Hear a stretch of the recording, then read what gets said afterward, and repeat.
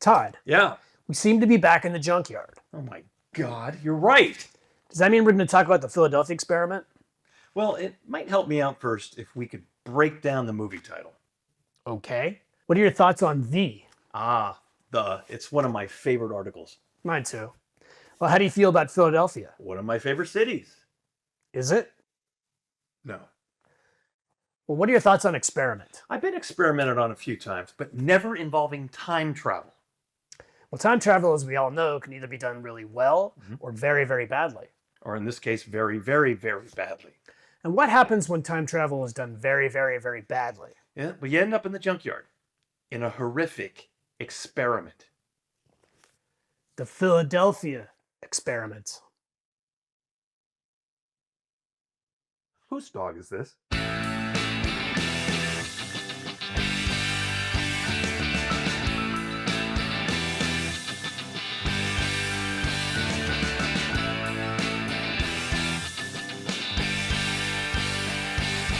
We're back. Back in the junkyard. Here we are again, talking about another not so good movie. Another crappy 80s movie. This one produced by Roger Corman and John Carpenter. Who was the director? Stewart Raffill. Never heard of him. British director. He's not very renowned. The same year he did Philadelphia Experiment, he also did Ice Pirates. Do you remember that movie? I remember a movie called Ass Pirates. Well, that was the porn parody. Oh, sorry.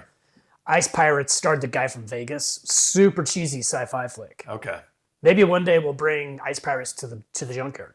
That or Ass Pirates. We would probably need a new show for Ass Pirates. True. Anyway. After this, he did a legendarily bad 80s movie called Mac and Me, which is a terrible, cheesy E.T. ripoff. Man, I do not know this guy's work. And then he did Mannequin 2 on the Move. I've heard of Mannequin.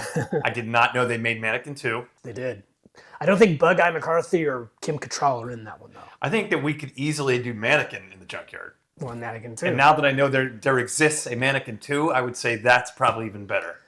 Do you remember the band Ween had that one line in a song? Mannequin was filmed at Woolworths. So anyway, we digress. Yeah. Well, I've never heard of that guy, but I know even less the writers of the film. Tell me if you've heard of these guys, Chris. Michael Janover? Nope. William Gray? Is he related to Polly Gray? No. Wallace C. Bennett? Never heard of him. No help there. Oh my God, Dick Bush is the DP. Dick Bush was also the DP who came and went on the movie Sorcerer. Sorry, Joe, what was the cinematographer's name again? Dick Bush. And I'm not being being salacious when I say What was that. his name? Executive producer was John Carpenter, the legendary John Carpenter. Yeah. This was produced by Roger Corman's company, New World Cinema. That's interesting about John Carpenter getting into this. I could see him being in kind of weird sci-fi fantasy. Well, by 84, he's a definite name. Right, but why this movie? Why not put your money in a horror movie if you're someone like John Carpenter? I think Carpenter did this as a favor for Corman. I'm guessing. If they wanted to use Carpenter for his name, they didn't use it at all in the press materials or the promotion. So Okay. it's really weird that he's that somewhat involved in it.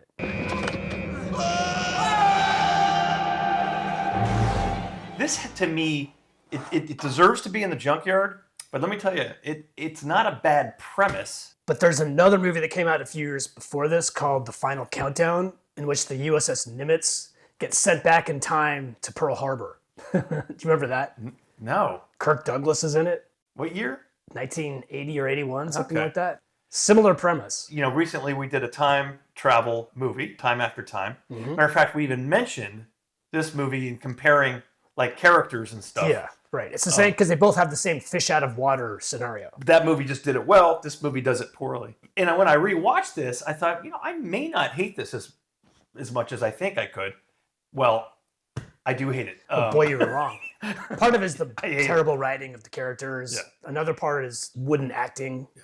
I mean, they're not given much to work with, but they're equally bad. Very, very little depth with some of the characters. Also, there are plot holes that we'll point out. Which every time travel movie does have. So the cast, I know there's a guy named Michael Paré, who's our lead. We decided to call him Stravolta because he's 2 parts Stallone and 2 parts John Travolta. What do you want from me? Hey, I'm trying to go back in time here. I don't know why I'm here. I'm just trying to get back to where I need to be. The only other thing I know that he did was Eddie and the Cruisers. Remember that 80s movie? Vaguely. That might be another one for the junkyard. At any rate, he's the lead of the movie. not that exciting. Your leading lady in this movie is Nancy Allen. She's really not good. She's just like stares blankly throughout this whole movie and follows her man wherever he goes. That's all she does. We'll get into the plot in a second. There's also Bobby DeCicco, who was in Spielberg's 1941. Oh, yeah. He might be wearing the same costume. Eric Christmas is another actor. I think he's the older man, the scientist. Yeah. He's the scientist that starts the experiment in 1943. And he's not short. Right. 40 years later, he shrunk about 5 or 6 inches. About 6 inches. Basically, he shrunk 1.5 inches every decade. He also looks nothing like his younger counterpart either, but... No. Is that? It is. It's Ned Ryerson. Ned Ryerson? Don't tell me you don't remember me, because I sure as heck fire remember you. Needle-nosed Ned the head. Watch out for that first step. It's a doozy. Right out of the gate, I don't... Whether it's the production side of it or the acting side of it, there's really nothing here to grab onto. There's a cheapness to it. Like the sets are cheap. Yeah. They try to recreate the control room of the experiment. It looks like they tried to copy the control room from War Games. The special effects get low marks. There's some interesting compositing. They get a C. Yeah. You can totally tell the matte lines that they cut out in certain shots, but sometimes like when they use the solar effect, when the experiment's happening, actually I think that's rather effective. Well, let's dive into the plot. Just try to avoid any plot holes along the way. Here we go. That's impossible. What's the date? Date, it's the 17th. The year? You kidding? It's 1984. What's going on with you two? Are you on drugs or something? 1984. So you start out, you're in the past. They do try to set up a few things. You meet your leading man, you meet his friend. You also meet the buddy's wife, I think is a young woman. So that 40s woman clearly looks like an 80s woman. Yes, she does. She also looks like she's about at least 10 years older than Michael Paré. It's not that important that you meet her. No. But you do see her later as an older woman. And they have this big experiment going on. So they're working in this control room. They're actually, it's like, I think, classified. But the experiment room on the ship is like wide open for anybody to walk into it. So I'm not sure how classified it is. And all it is just a bunch of light bulbs. and the basic premise is the main scientist is in charge, and it's about trying to make the ship radar invisible. So immediately you're thrown into this experiment pretty early on in the film. They get right to it. I do like that they waste no time. They just get right into the plot. This movie isn't very long. I mean, I'll give it that. It's like 1 hour and 40 minutes, which is a perfect length. But something goes horribly wrong. Instead of making it invisible, it rips a hole in the space-time continuum. Yeah. They jump off the ship. So why would you do that? No, that actually makes sense. Because if they jump off the ship to escape the failed experiment, maybe they'll just land in the water and that'll be that. That makes no sense to me.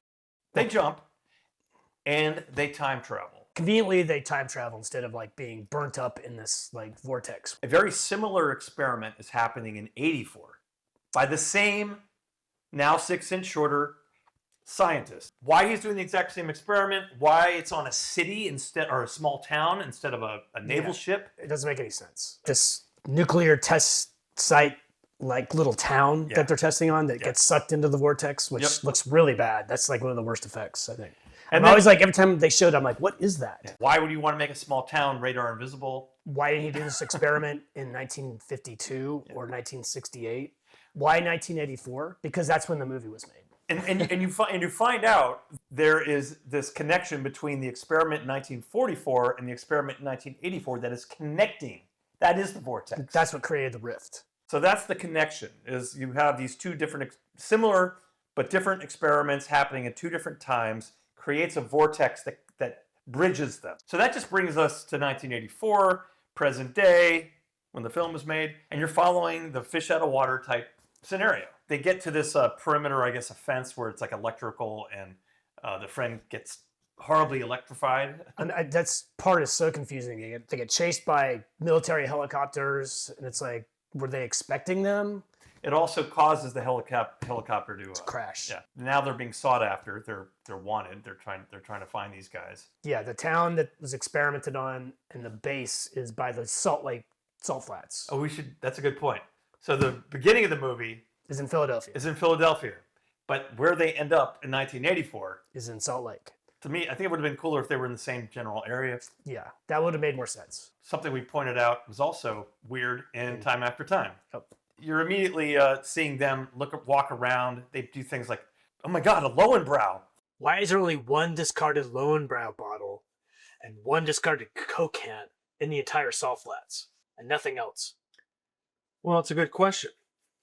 Plot convenience? Hey man, what's happening? Punk rockers? It must be in 1984. Or another planet. So then they come across a diner, I guess is like in Wendover. Half of it's in Utah, half of it's in Nevada. And you see arcade games. Well, the buddy's transfixed with everything. Yeah. This is where the bad writing / bad acting comes across. Michael Pare has no reaction to any new stuff except for like Lowenbrow. That's it. Right. Everything else is just like, No one believes me. I'm not from this time. What do I got to do to convince you here that I'm not from here? the fish out of water scenario does not work at all with him. So these guys are out of time, and something about electricity Zaps you back. well, slowly. Slowly. His friend is going through changes. Convenient for the story that it's slowly. So he goes to call the base, our lead guy. Yeah, there's a payphone outside. Yeah, and this is where you meet your leading lady. And the first question I have for you, Chris, she's driven very far. She's like 1,000 miles. Now she's on a payphone after driving 1,000 miles to call the job she's heading to call them to confirm whether or not she really does have the job. Right. Which she doesn't. Which she finds out she doesn't have. Hi, I just drove 1,000 miles and now I'm calling to make sure I have a job. Oh, I don't? Good thing I called. From the payphone in the middle of fucking nowhere. And meanwhile, our protagonist is standing next to the payphone while she's on it. This is super convenient for him because he's thinking, not only do I need a ride, but I also need a leading lady in this film. Who will do whatever I say. The electrified friend. The Electra-Friend. The Electra-Friend is causing lots of drama now. So why is the friend electrical? Because in the past he touched something. He touched the plot device on the ship. It messes up the video games and the TV. Yeah. The diner owner thinks that they're skipping out on their bill. He has a gun and Pare like swipes it from him. Drive this car, or whatever it is.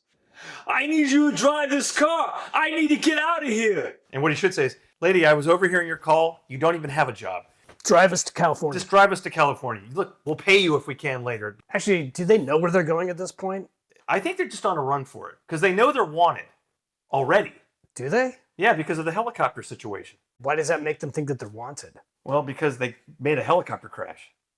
When the helicopter was chasing them, it caused that helicopter It's to... part of the muddled writing of this movie. So now they're in a car together. They're on the run. Nancy Allen's driving. Because he doesn't know what an automatic transmission is. I guess the sexual attraction might be starting. She checks him out in the rearview mirror. That's it. They have no conversation. There's no discussion about like who he is or who they are or what they're doing. She's like way too calm for like a kidnapped hostage. Well, I think finding a man is clearly her only option. And then they get in a really bad accident where the car flips over like multiple times. Yeah. But, maybe she's got a future boyfriend here. She doesn't have a job anymore. She found out she doesn't have a job. This guy has kidnapped her and stolen her car. But he's cute. And now crashed it. But he's cute.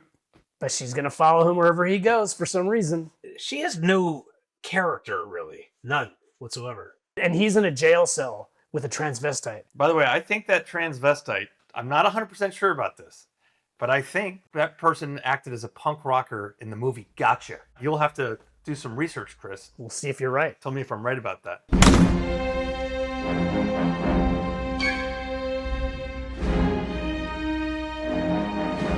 So they wind up at the hospital. And this is where the electrification process, It's intensifying. very intensified to the point where he suddenly, Vanishes. yeah. Where does he go? Turns out he's went back to 1944. Now, why? We don't know. Because the plot. Because the plot told us.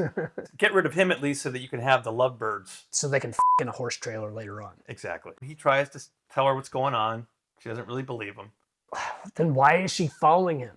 Why don't you believe me? And not only that, but she drops the charges to the police. And the police are like, are you sure about this? You're making a huge mistake, lady. So is this the first time they've actually had a conversation? So now we finally meet the man who kidnapped me after I lost my job who forced me in my car, who wrecked my car. His friend is dangerous And electrical. and electrical, and I think I'm in love with you. He flees the hospital after his friend disappears. So he's running around like downtown Salt Lake City. Her car's been destroyed. But suddenly she is in a car. Suddenly she has a car. So why are you doing this, Allison? Because I need a man.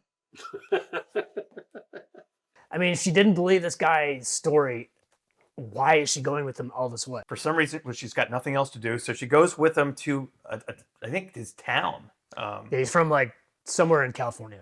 I forget where. There is a picture of him in this, It's his dad's gas station. and there's a picture of his dad as a younger man, but in the photo, Is him. That's you. Dad is now dead. Oh my god. Can you do a still? When you're doing the editing, can you do a still of that? You know what we've learned from this movie, Chris? What? This woman, as shallow as she is there for a man. She's there to help him through a situation. She's there to wipe his tears. what makes them go to the ranch where the friend is going to be? The friend who disappeared. Somehow he knows that the friend went back in time. So he still has to be alive. As an old man. As an old man. So they go to visit him, who's also in, I think they're from the same town. How old are they supposed to be? I don't know, 70s, late 60s, something like that. But aren't they supposed to be like in their early 20s in the beginning? Yeah, so yeah, they're So in their early 60s. Yeah. But he right. doesn't look like he's in his early No, it looks like he's in his late 70s, yeah. early 80s, yeah. That guy looks like he could be an older version of that actor, though. That's true. That's, That's something they got actually right. decent They casting. got that right. He's very standoffish. And he is. He's all weird. He's on this horse and he's just like, Right. It makes no sense. I'm not talking to you. He should be like, dude, you're a dick. The guy should be like, oh, I've been waiting for you for 20 years. Instead, he's like cagey about it. I don't want to talk to you. Sense. I don't want to relive that. Yeah. But he should be like, holy shit, No, he should be. I've been waiting for you to show you're up. here. He's already experienced what Michael Paré has experienced up until his disappearance. It makes sense that I'd run into you because I knew that this was the time frame. And I was here with you. Yeah. And you probably need help. Yeah. It would have been more clever, actually, if the old man, as soon as he disappears from the hospital room, Yeah. old man him shows up. The second he disappears, they could have left the hospital and on their way out, He's there. This is the night I disappeared. I thought I would help. show up I and knew help you guys you. would need help. That's what should have happened. That's more of a credible, like, Instead, he's plot like, line. instead he's scared and doesn't want to like deal with it and shuns him and throws him out. and you meet his wife, who was a girlfriend when we met her in the 40s. So they're married. She's around the same age. She's like, it's really you. Then the military shows up and they have to flee. And they have to flee again. And they drive back to Salt Lake City. And I think they end up in a hotel where they have sex. No, they're in a motel room on the way to California. On the way back to Salt Lake City, they're in a horse trailer, That's right. and that's where they. I've been waiting for the sex scene. I've been waiting for this since you kidnapped me. Do you think she's even more in love with him now that they in the horse trailer? Yes. Long story short, everybody ends up back at the military base where the experiment's happening. So when he sees the now 6 inch shorter old man scientist, Who the fuck is that? We doing the experiment again? what went wrong? I went wrong. It was probably something like that. It is exactly what happens. Yeah. I've lived with this thing for 40 years. There's not a day I've been free of it. Pare's got to go back onto the ship and go back in time. So he has to go back into the vortex to stop the experiment on the ship. Well, it's more than that. There is a major disruption because of the vortex between the two time periods. How bad? Why bad? Nobody knows. Nobody knows. But they've got to put an end to the vortex. If they destroy the experiment on the ship, the naval ship, that'll end it. He's lying, David. Don't listen to anything he says. I wish to God I were. Don't listen to him, David. Listen to me. I've only known you for 3 hours, and I have Stockholm Syndrome. They have a little goodbye Yeah. scene. Even though they have no chemistry together, and there's a big tearful goodbye. Shoot, maybe in 40 years I'll come back and surprise you again. All non-essential personnel are to evacuate the station. By the way, look how much lipstick Michael Paré has on his face. He has as much lipstick as she does. No. By the way, this is where you see the young friend who vanished. You see him laying there on the ship when he goes Why is he back on the ship? Because when he vanished from the hospital, he reappeared in the experiment where it all started. Yeah, it's muddled. So why didn't he appear in the water? Why didn't he appear back in Philadelphia? No, he is back in Philadelphia. on the ship. Oh, he's not in the vortex? No, he's lying in the control room on the naval ship. But in the vortex. The ship is still in the vortex. See, I always saw it as when they went back, it's still occupying the same space in the water. It's just going through the... It might be. Yeah, who knows? It's not well... written. He demolishes all the light bulbs. Yeah, he smashes the light bulbs and that ends the experiment. Well, it slowly ends. Gives him enough time to slowly decide what he wants to do. What could have happened is he destroys all the light bulbs, the experiment ends, and then that's that. He's back in 1944, and that's that. That's what should have happened, yeah. But for some reason, there's a delay. Huge delay. But they have a little goodbye moment there. You gonna go back? I don't know. I just can't stay here. I got a girl. She doesn't have a job or a car. And she follows me around blindly and does whatever I say. It makes no sense why he wants to stay. He's had nothing but bad experiences in 1984. Will I ever see you again? Yeah, you'll see me in the future when you're an old man and an unhelpful dick. And that's another thing the friend should have said to him as an old man. Don't worry, it's all going to be okay. You know how I know? Because you told me. That could have been interesting. Just keep doing what you're doing. You're fine. Everything's going to be okay. So that is basically it. He decides to jump off the ship through the time vortex back to 1984. Again, doesn't pulverize or disintegrate him. He's fine. He's wearing a space suit that somehow protects him. I don't know. It didn't protect him when they jumped off before. So. And then why is he wearing that suit? And I think he's walking on the salt flats when he gets back to 1984. Yeah. And she sees him and runs up to him. She's the most one-dimensional character. That's the movie. That's it. That's the Philadelphia experiment. It was an interesting premise. Hey, time travel, they go to 1984, fish out of water. It is an interesting premise. Right. It's just not done well. Pretty bad acting. Direction, Very flat. Very flat. Writing, plot holes. It's cheap, which isn't necessarily a bad thing. Special effects are up and down. They weren't terrible. That concludes the Philadelphia experiment. Where'd that dog come from? That's my dog. What happened to the white dog? Some sort of transposition must have taken place. Maybe he was involved in some sort of Philadelphia experiment. He time traveled. Wherever he is, wherever the white dog went, we wish him well. Maybe he was propelled 40 years into the future where he met another female dog who just lost her job and desperately needs a male dog to take care of her. Maybe he could hijack her car. If indeed dogs could drive, yes. And maybe they'll end up in a horse trailer.